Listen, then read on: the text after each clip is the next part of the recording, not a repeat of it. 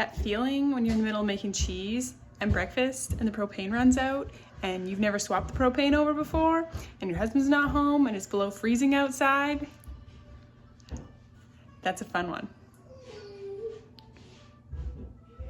Guess I get to go learn something new. I feel like we didn't swap propane over that long ago. I guess we've done a lot of canning.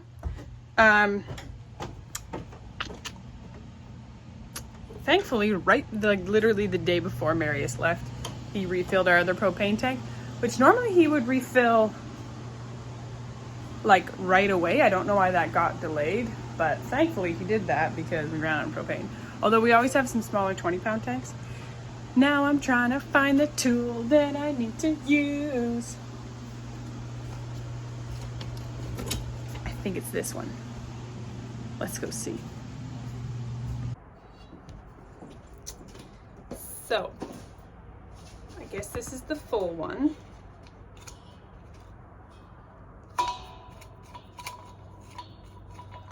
That's weird. This thing goes reverse thread.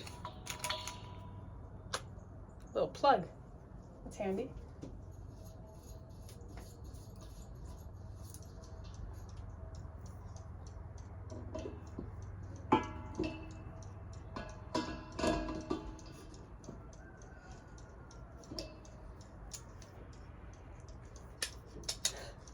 What's this tool called? Is this a monkey wrench? No. A monkey wrench is the one that has the little, you know.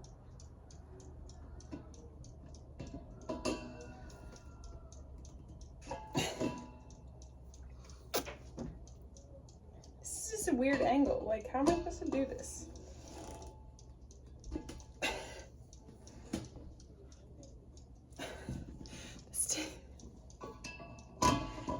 This takes some muscles I don't have.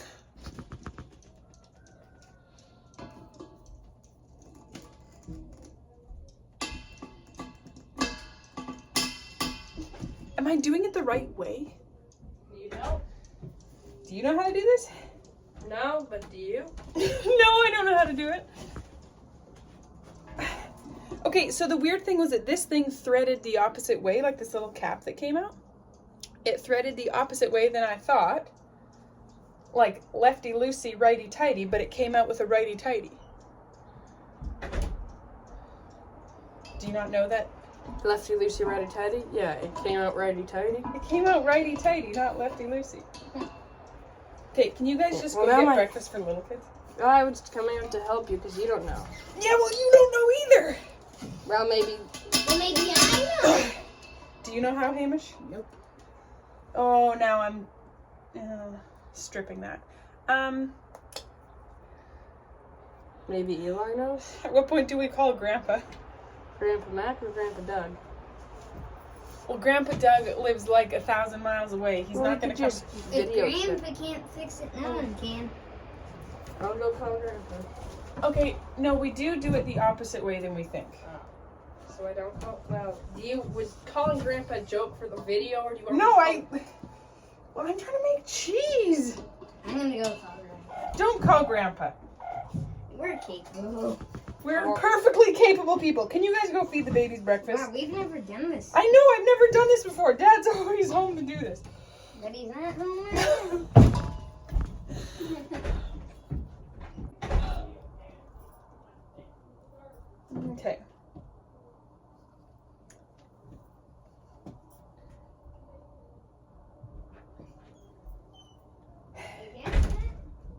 Huh? You get it? No, I'm not getting it. Alternatively, we could call Uncle Simon. Oh, yeah. Should we go do it? It's like this thing moves. It's hard to get. I think I'm gonna FaceTime Uncle Simon. Okay, so what all of you were probably already yelling at the screen was that I'm using the wrong tool. Could not find the right tool. Mac found a pipe wrench. That did not work. There's often tools in this truck. There is. So I'm gonna see if I can find the right tool in this truck. If not, Simon is willing to come out, but he's kind of in the middle of doing like breakfast and all that jazz with his little kids, so I don't really need to pull him away from his morning chaos to my morning chaos. Although Mac did point out one of our neighbors. Also, I stepped in dog poop on the deck in the middle of trying to do that. One of our neighbors, he was like, they have all the tools. And I bet you Eli, who's like 12, bet you Eli could do it, Mom. I bet you he probably could, Mac. So, looks like I might be calling a 12-year-old to my rescue. Honestly, we just did not anticipate this happening. If there was any anticipation of this happening, Marius would have left the right tool out. Or maybe Simon's like, maybe he does it with that and he's just very strong and can do that and you just can't. Which, I'm not insulted, it's the truth. I'm working on trying to clear up freezer space. This was another 2-gallon bags, all of sweet corn. When we had the sweet corn, we cooked it, like I just did like a big pot and steamed it till it was cooked, cut it off the cobs, froze bags, and I can fit 2-gallon bags per load. And the thing about this, like it will probably still fill a similar amount of space, just dried on the shelf. Freeze drying doesn't actually save you like space in general. It saves you freezer space, but things don't really shrink. Like with dehydrating, things shrink. With freeze drying, that kind of surprised me. Things don't really shrink. They stay like the same size. So we'll close this and let's see, is this closed? No. Close the valve and press start. Or continue. I get asked often, is a freeze dryer worth the money? So I got mine discounted to promote. So there is that in mind. I didn't get it for free. I still did have to pay some. I think it's a really neat tool. I think it's really fun. But I would say like have your canning and your dehydrating and fermenting, like do you have all those skills down? Do you have a meat grinder? Do you have a dehydrator? Like do you have those smaller tools? If you feel like you've got all those things and you're in good routines with those things and you still want to do something else, then yes, a freeze dryer is really neat. One thing I feel like is not talked about though is that the freeze dryer puts off heat.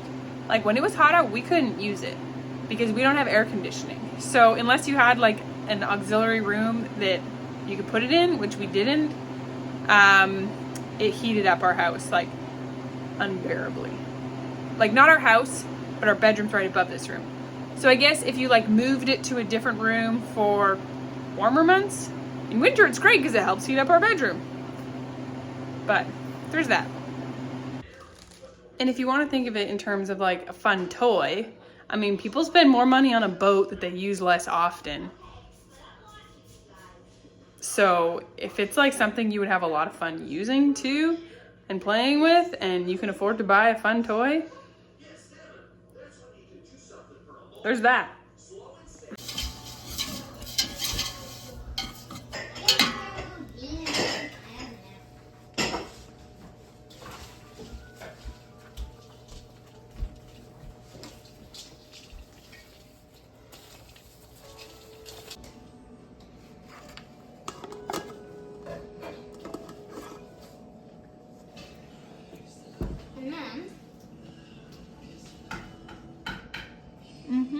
It says in the popcorn book, we used to have that you should keep.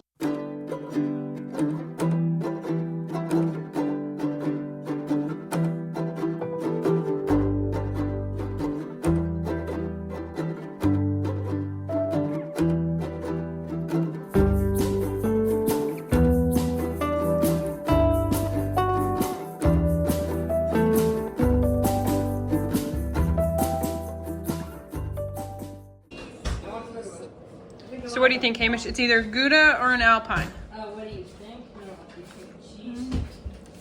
I was going to say, I think Gouda. Is it Gouda or Alpine? What if it's Alpine. cheddar? I think Gouda. Alpine. Okay, what is it?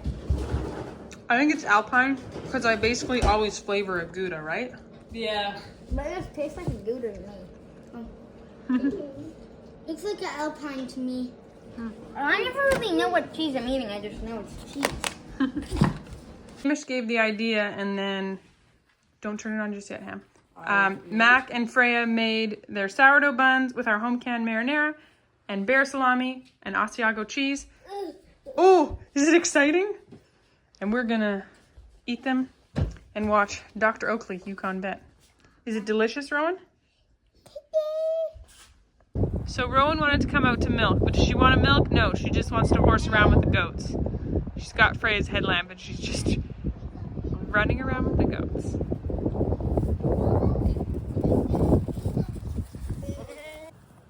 What are you doing?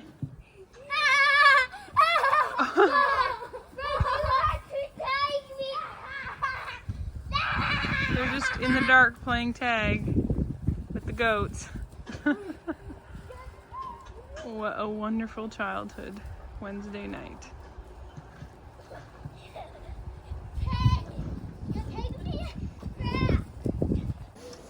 You know, when you think of having a milk cow, you think your benefit is that you're going to have all this fresh raw dairy, and you will.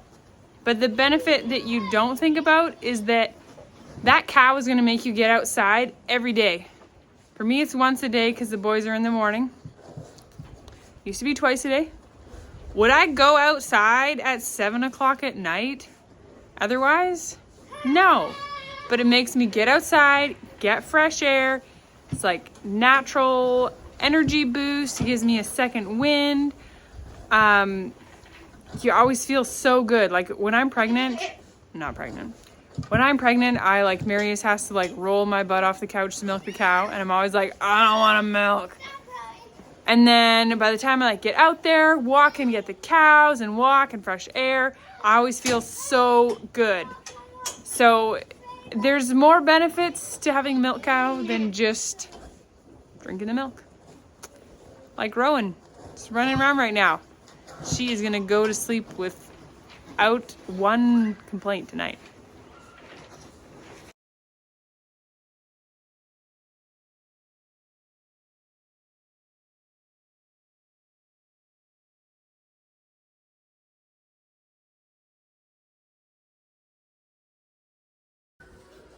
Yeah, definitely throws up. Yeah, hold it. Is that the back strap? Maybe don't say they could just pick the scraps out of there, but These are in the washing machine. I guess so. Well, they're reusable, so Yep. I'm assuming you wash them. Oh.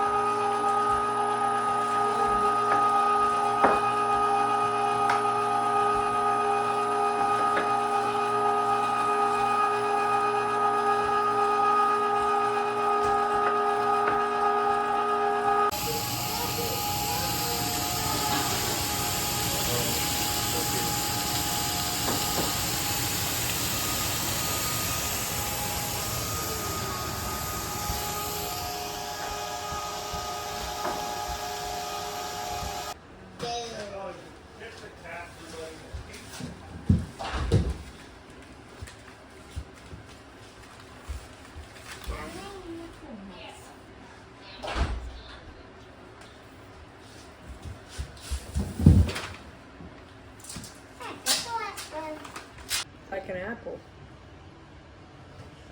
It burns. Like an apple that burns your throat. Just take a bite, Freya. No, just take a bite. Yeah, it tastes like an apple, but it burns Oh, your here, I'll throat. eat it. They're delicious. No. Crunch of an apple burns.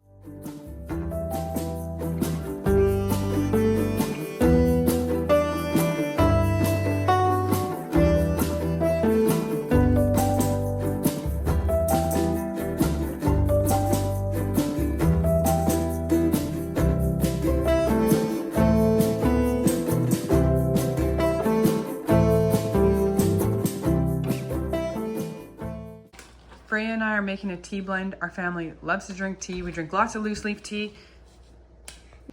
What were you saying, Freya?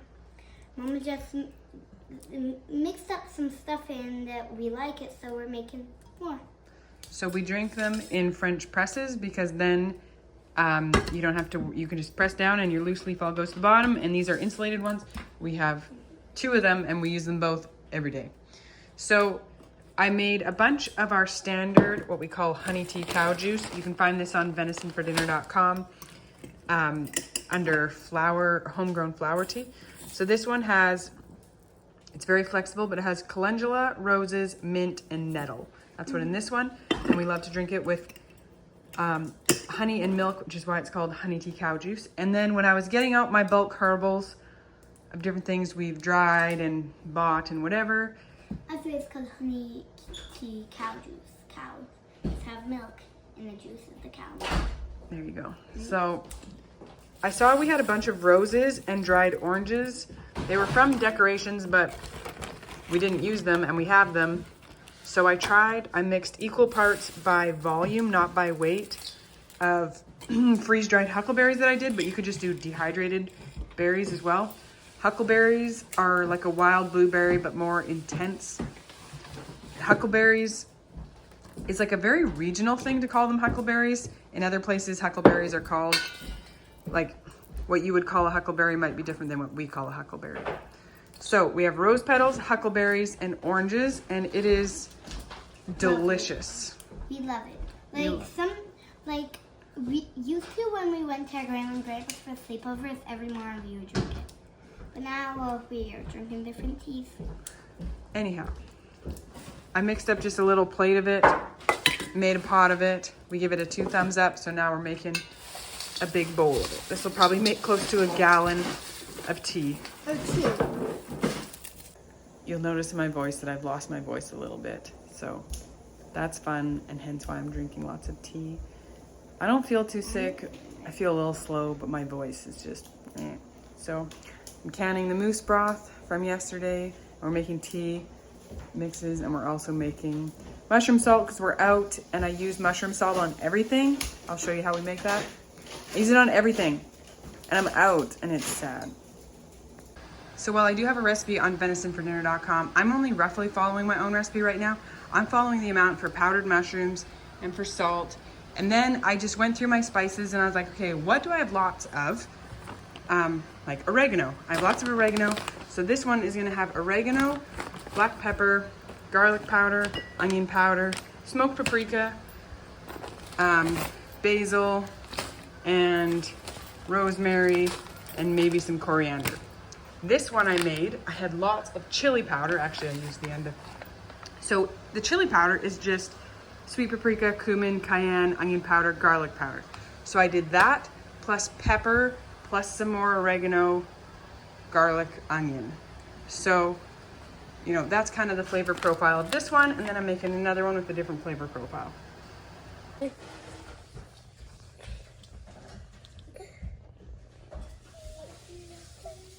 Is that your duck? Not that we sell milk, but if you're wondering why milk costs so much, it's because this is disgusting weather and I still have to go milk. Farmers go out no matter the weather because their animals always come first. I feel like that needs to be followed up with dairy farmers don't make that much money. Milk costs so much because it costs a lot to produce milk. So really, the fact that they come out no matter the weather should make milk cost more. But it doesn't. They just continue to do it because they're dedicated to feeding your family. I just gave Mabel, who's in there with the black heifers, with the black steers. You can't see her face. She's the Jersey Swiss I kept. I just gave her a shot. Let me show you what I gave her. It's called Estremate. It's like Ludelaise. It sends them into a heat if you can't pin down their heats, and I can't pin down her heats. So I'm trying to get her AI'd, so I gave her that. Normally, when the gates open in the milking stall, she wants to come in here, but she didn't want to come in here. She just stood there like, I'm on to you, and I was like, okay. So I was just like scratching her and petting her, and she wasn't moving, and I was like, what the heck? I had the shot drawn already. I got her just then right there. She didn't even flinch, just like gave it to her.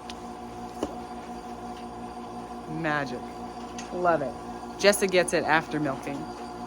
So, you don't give shots before you milk a cow. What was I gonna say though? Oh, Marius went to get hay. I really hope he comes back with a bale of like baleage, silage, haylage. But until the farmer opens up the tube to feed his cows it, we don't get it either. So, the cows would really love it, but we've been patient until his beef cows start getting fed it. We'll see what Marius comes home with.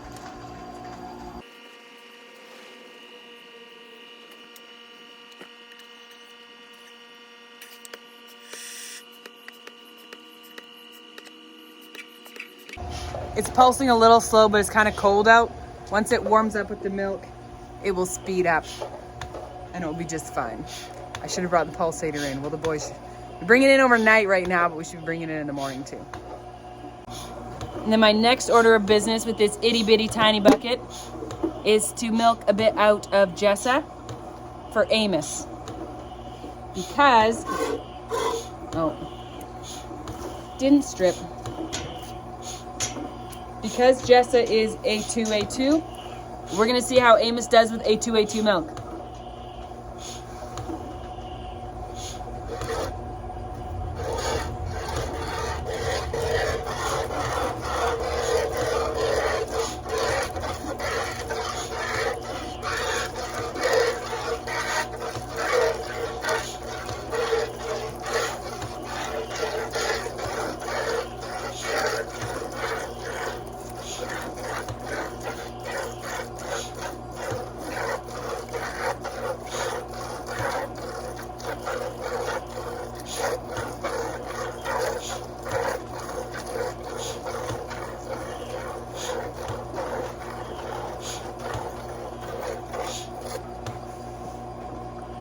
It's pulsing so slow here, I actually wonder if it got bumped and something got adjusted unintentionally.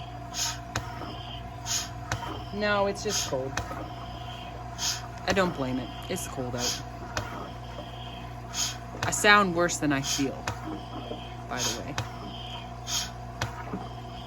I'm actually milking super early. It's only like 5:30 right now because Marius is getting hay, and by the time he gets home and feeds it, it'll be like 6:30. So then he picked up Take and Bake Pizza when he was in town, which is fun.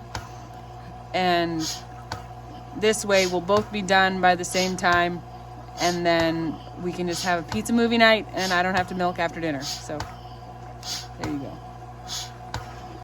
Okay, but the plan with Amos, we're gonna try him on some A2 milk in the morning, just a small bottle of it in the morning, see how he reacts. Because if you guys remember, he doesn't react with like an upset stomach and screaming anymore to cow's milk.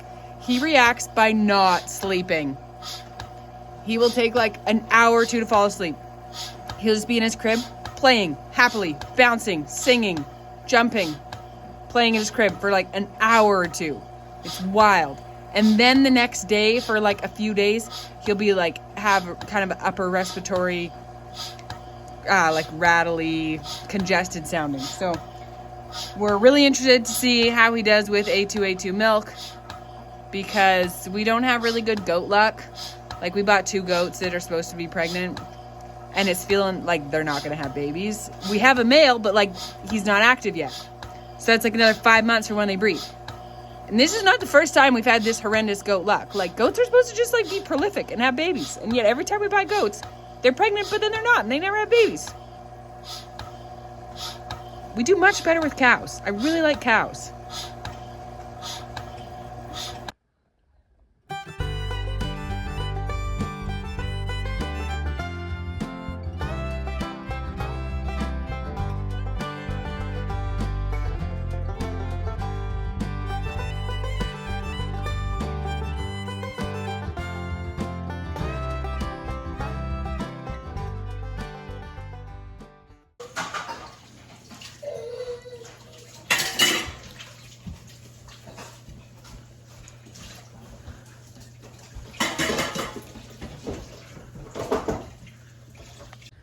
I'm working on winterizing hives today since it's a sunny day.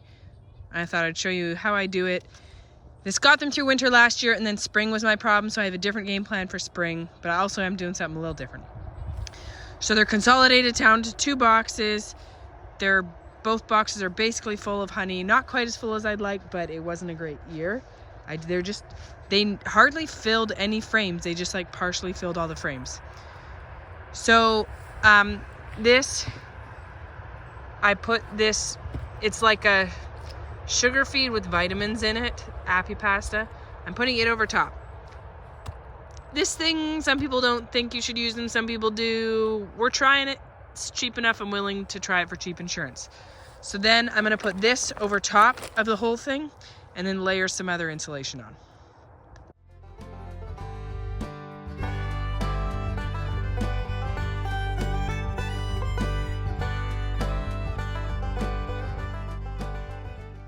Then I put this on. There's a lot of like homemade ways you can do it. This costs like $8.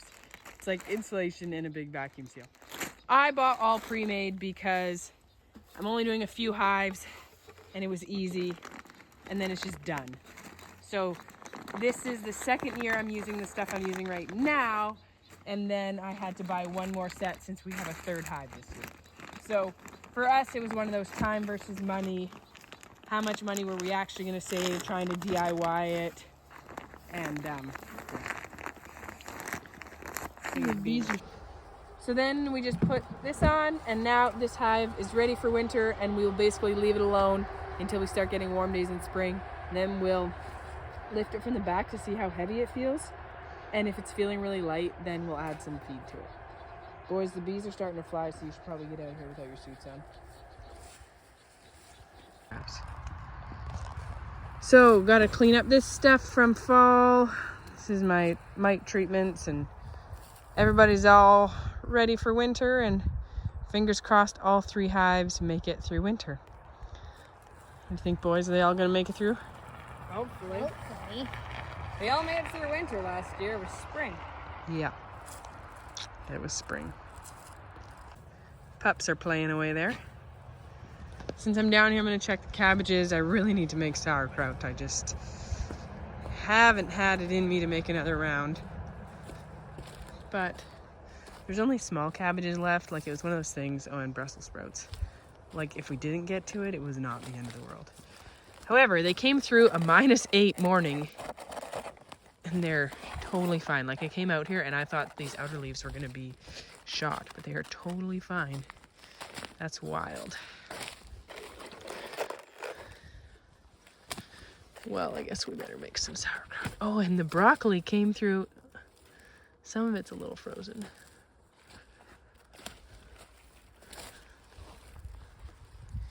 Interesting. Delicious. I think the sun has just hit some, this is called bee hood hair. I think the sun has just hit this, so I'll be interested to see how this broccoli thaws out, because the other side the sun's hit is just fine. So today is Monday. There was no Saturday video. I was going to edit and post a video on Saturday, and I woke up Saturday with a brutal fever. I could not even open my eyes. Even having my eyes closed, I had like crazy pain. Like, I haven't been that sick in a long time. I was really sick.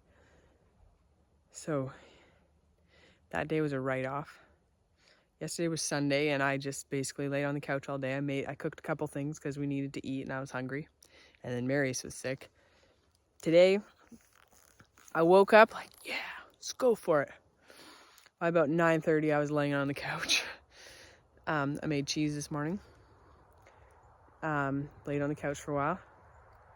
And then Sunny and I really, really needed to do the bees. So I made myself do this.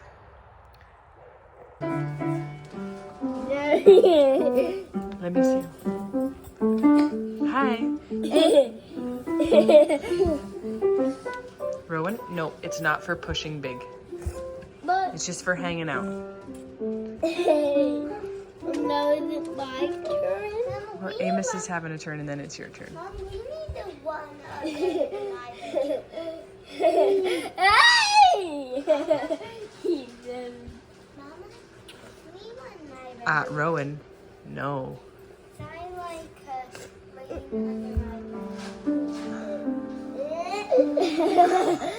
Mac made moose burgers and fries for dinner. Mac made marvelous moose meat muffins. Meat muffins. And we're having with carrot, ginger, sauerkraut. Very simple dinner tonight. Delicious, nutritious, fills bellies. One thing when you have food sensitivities, like to gluten, you learn that you don't always need certain parts of a meal to still enjoy it. Because did you take that plate from him? To have buns would have taken a lot of pre-planning because they need to be sourdough. We can enjoy them without buns, and that's just fine.